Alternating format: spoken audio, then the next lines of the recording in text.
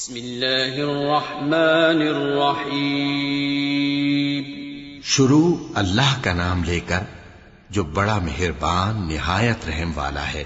ہر طرح کی تعریف اللہ ہی کے لیے ہے جس نے آسمانوں اور زمین کو پیدا کیا اور اندھیرے اور روشنی بنائی۔ پھر بھی کافر دوسری ہستیوں کو اپنے پروردگار کے برابر ٹھہراتے ہیں۔